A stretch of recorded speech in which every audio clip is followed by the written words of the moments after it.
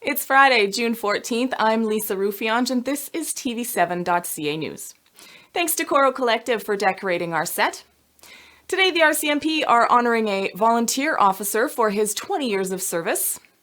A local author has an upcoming book signing. And Take It or Leave It is this weekend. But first, Jessie's house is a 9,000 square foot home being built to service people in our community that are fleeing violent situations. They are having two fundraising events next weekend to help fund this important community resource. First, on Saturday, June 22nd, the Morinville Bumper to Bumper, Home Hardware and Tirecraft are hosting a show and shine. This year's goal is to showcase more than 200 vehicles and to raise more than $5,000 for Jessie's house. We have the Morinville Home Hardware, Tirecraft, and Bumper to Bumper Show and Shine on Saturday, June 22nd. Huge event, draws a crowd of well over 2,000 people each year. So if you're into cars and you want to raise some money for Jessie's house, that's the place to be. And on Sunday, June 23rd, they will be hosting their 7th annual Memorial Fun Run. This run will take place at the Morinville Fish and Game Pond starting at 9:30 a.m. Our foundation is really active in the community, raising funds for this great project, Jessie's House. We have on Sunday, June 23rd, in Morinville, our annual fundraising run. It's our 7th annual event. It's looking to be bigger and better than any other year. And we are really excited to announce that Ron Hodgson, Chevrolet Buick GMC, has just signed on to be the title sponsor for that event. Really excited to pair up and develop a good relationship with them in bringing resources like this to the St. Albert and Sturgeon region. We do know that there is a huge demand for domestic violence resources, so we're proud to be able to offer and fill the gap in this community for both the rural residents and the city of St. Albert. To support Jessie's House and the Jessica Martel Memorial Foundation, check out their website or attend one of these great events. We started Jessica Martel Memorial Foundation as a result of my daughter. She was a young mom of 3 young children. She was 26 and she had been trying to leave in an abusive relationship for quite some time. We had tried to access any services here in our community. In Edmonton, we were turned down each time that we tried. When she did try to get into the shelters in Edmonton, they were always telling her that there was a 2-month wait, and when these women finally make the decision to leave, they don't have 2 months to wait. So anyway, we kept trying, kept hitting roadblocks, and finally there was a situation that happened at her house that made it imperative that she leave right away. And so I did a bunch of research. I tried to develop a safety plan for her, and everything was going according to that safety plan, but somehow he found out about it and came home and killed her in front of her 3 children. I'll never forget that day, because it was, I had finally felt some hope for the first time in a long time, because I knew she was struggling and I really wanted her out of there.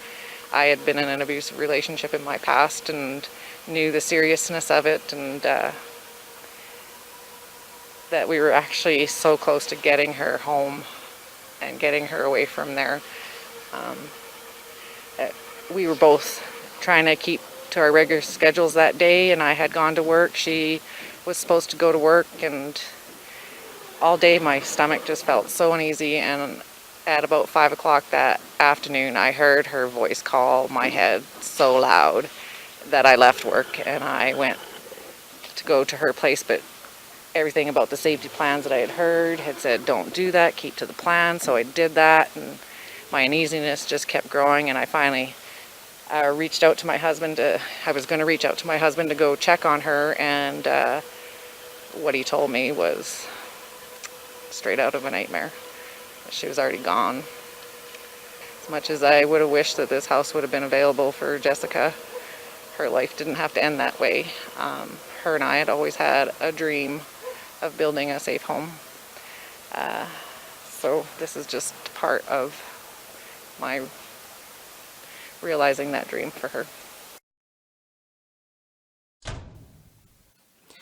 And Coffee with Kathy took place this week, where our mayor sits down on Facebook Live and discusses all things St. Albert. although with a twist this time, as it was, in fact, Wine with Kathy. Switching things up a bit, Mayor Herron took to Facebook Live in the evening as opposed to her usual Sunday morning. The first topic of focus was the upcoming single-use plastic ban. The province will be banning grocery bags, straws, disposable utensils, and other single-use plastics.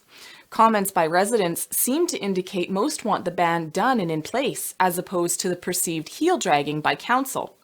Mayor Herron has reiterated that the ban is forthcoming. However, there are procedures that need to be followed before that can happen.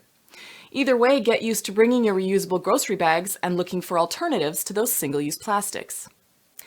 Other topics covered were the Take It or Leave It this Saturday, the city's budget, which Mayor Herron says has been reduced by $100,000 due to the removal of some unnecessary expenses, and the city's search for a 35-acre parcel of land that is needed for new municipal development. Earmarked for a new pool, fire department, school, and other much-needed resources, Mayor Herron says her personal preference would be the northwest section of the city, as it is currently experiencing the largest growth. Traffic on the trail brought forward concerns over the current construction taking place at the intersection of Boudreau and St. Albert Trail. Intending to alleviate the bottleneck currently taking place in that area during peak hours, Mayor Herron asks for patience and assures us that it is short-term pain for long-term gain. Ray Gibbon upgrades were also discussed, and despite our change in government, we have been reassured that the development will go ahead as planned.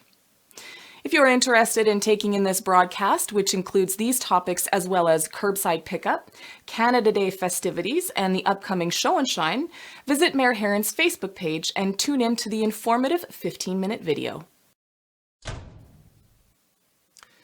On June 1st, at approximately 2 a.m., a light-colored, possibly gray 2008 to 2012 Ford Escape hit a 2011 silver Kia Sportage, which was parked legally on Hamilton Crescent. After the suspect vehicle collided with the Kia Sportage, it backed up and quickly fled the scene. St. Albert RCMP are seeking the public's help to identify the owner of the suspect vehicle, as well as another potential witness that was behind the suspect at the time of the incident. If anyone has information regarding this incident, they are asked to contact the St. Albert RCMP detachment at 780-458-7700. Or, if you wish to remain anonymous, you can contact Crime Stoppers at 1-800-222-TIPS.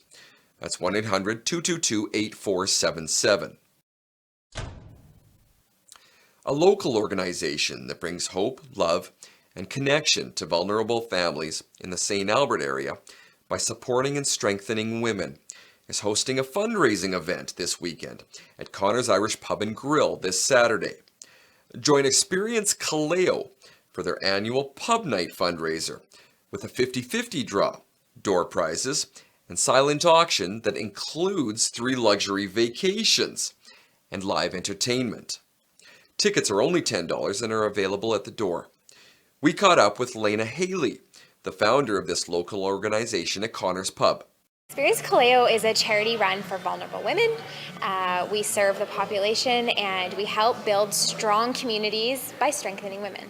On Saturday night at Connor's Pub, here at Connor's Pub, we have some silent auction items, 50-50, food and drink deals to be had, and some really incredible, amazing auction items.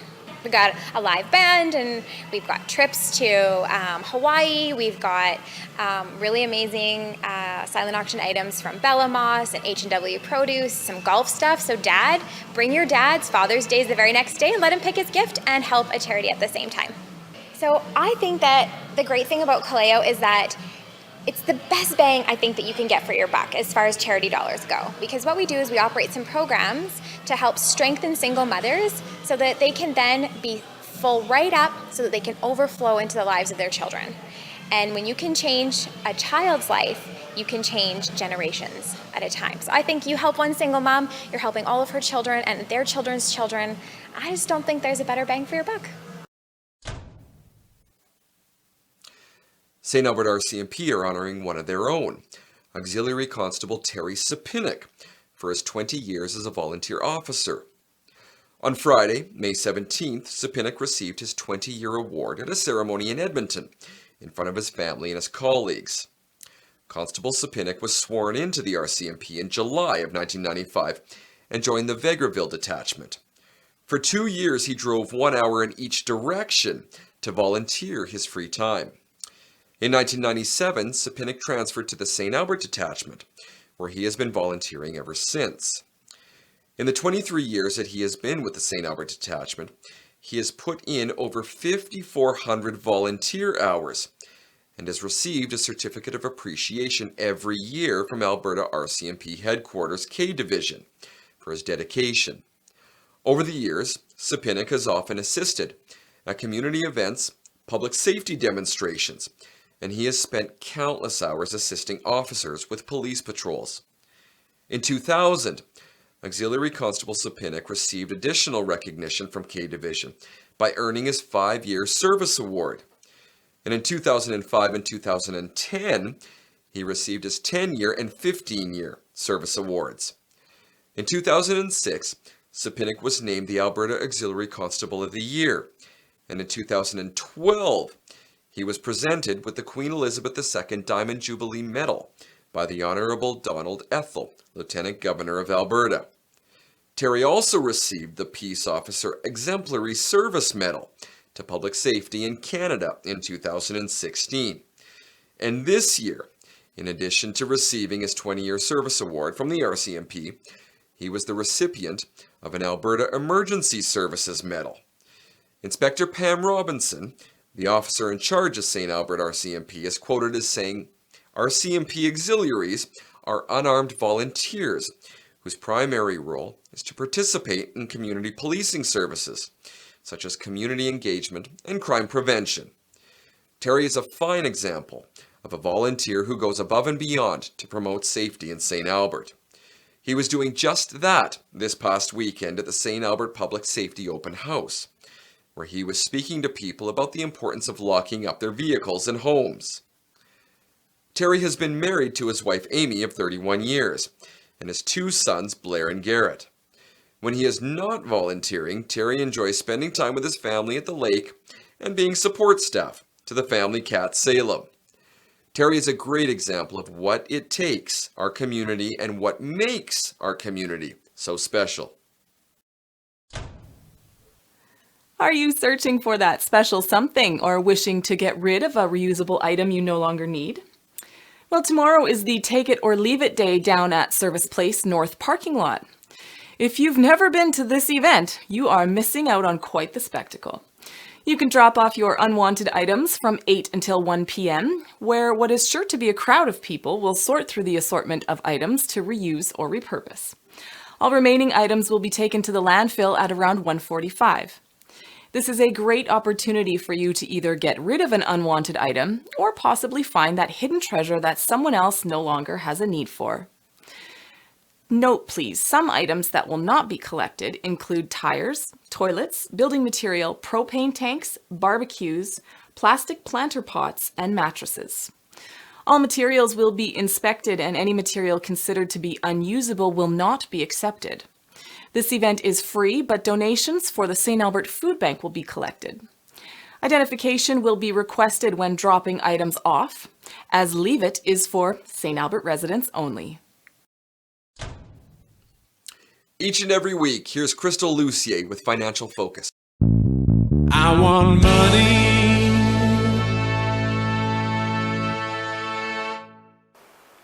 Are you thinking of hiring employees? Be aware that there are some regulations that you need to know. If you have employees, you must take deductions from their paycheck and remit them to the government on a regular basis.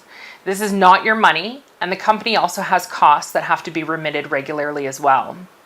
Make sure that you remit on time to avoid penalties, and if you're not familiar with the rules, please get help. Deductions an employer is not allowed to take from an employee's paycheck are things like uniforms, faulty work, cash shortages. Under any circumstances, these cannot be removed from an actual paycheck of an employee. Section 12 of the Employment Standards Code limits deductions that employers are allowed to make on employees' payments. There are rules about rest and hours as well that you need to be aware of. An employee may work a maximum of 12-hour day unless there's an exception or a career exemption. Employees are entitled to at least 30 minutes of rest or a break during every 5-hour work shift. If an employer and an employee agree to a break, there may be 2 periods of 15 minutes that are allowed. Employees are entitled to at least 1 day of rest each work week. You cannot have an employee work 7 days a week. There are also overtime rules. Most employees are entitled to overtime pay.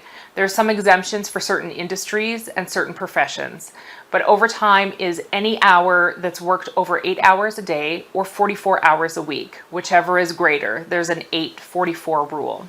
It's important that you know what the regulations are as an employer because you are liable if you make an error. I'm Crystal Lucier with Preferred Tax Solutions, and this is TV7.ca. I want money.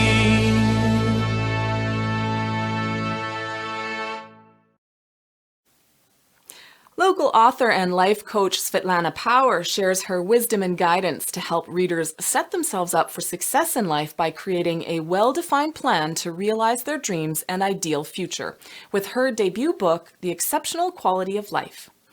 She will be at the Chapters in St. Albert this Saturday from 11 until 4 for a book signing. I sat down with Svetlana where she told me about the power of focus.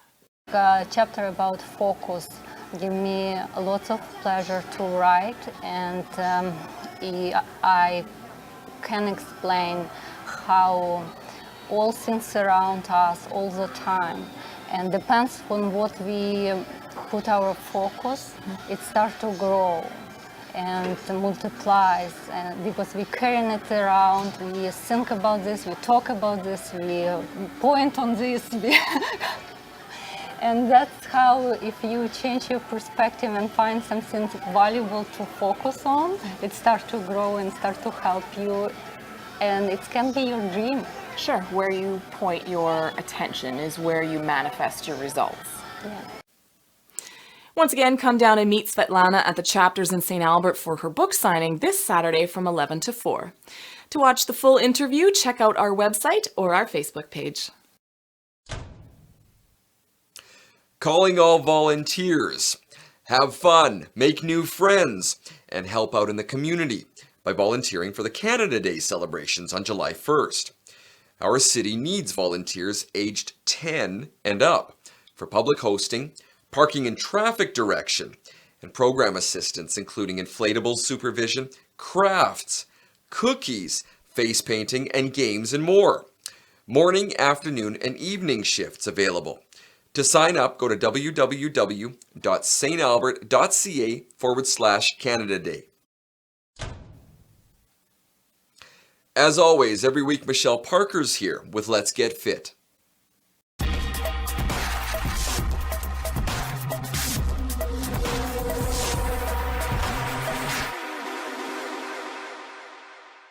Well, welcome everyone. Today we're going to be focusing in on the importance of recovery days.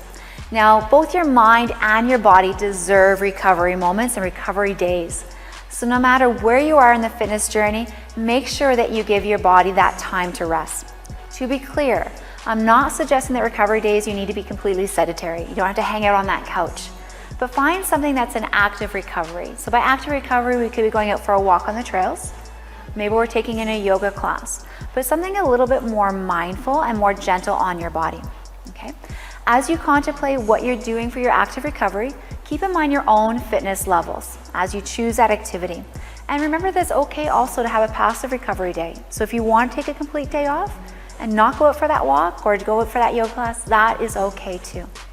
All right, for this week's move of the week, we're gonna be doing a push-up to scorpions. So we're gonna be taking it down to the floor for a little bit of strength moves and a little bit of coordination in there as well too, everyone. Come on down. All right, so we're gonna be doing our push-up to scorpion flow.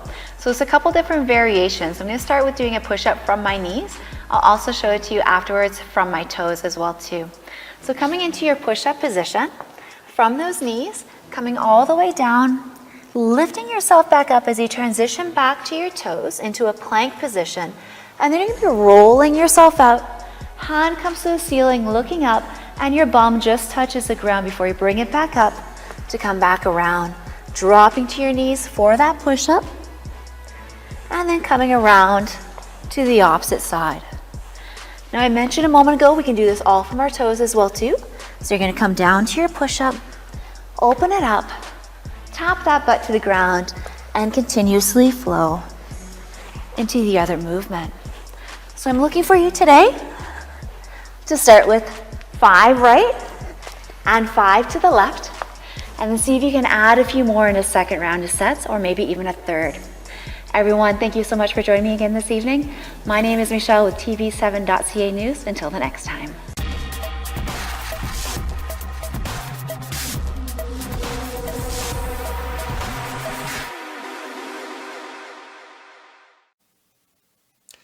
Our RCMP wants you to know that they always have our best interests and safety at heart.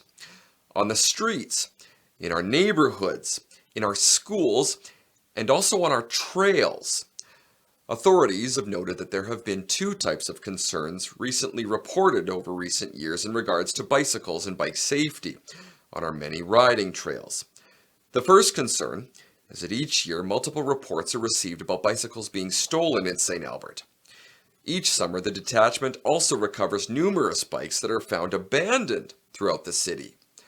The second concern raised by people walking or running on our glorious trails is some cyclists do not ring their bells when they approach pedestrians. Now, using their bike bell is a simple courtesy cyclists can do that allows people to feel safe on our trails. And in fact, in Alberta, it is the law to have a horn or a bell on a bicycle. Not having a horn or a bell may cost cyclists up to $78 in fines each time they ride without one.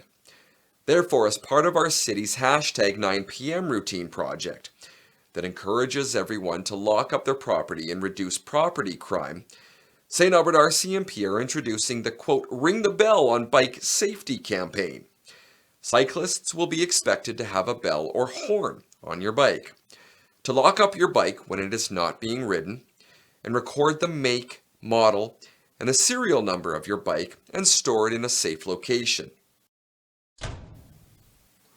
And once again, that'll do it for this week. As always, if you have any community events or news you'd like to share with our viewers, please send us an email at news@tv7.ca.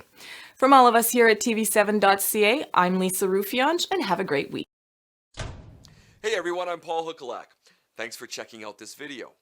If you want to stay up to date on everything going on in St. Albert, please don't forget to like us on Facebook or click the notification icon on YouTube. And of course, you can always check us out on our website, www.tv7.ca, or our Roku channel. Cheers!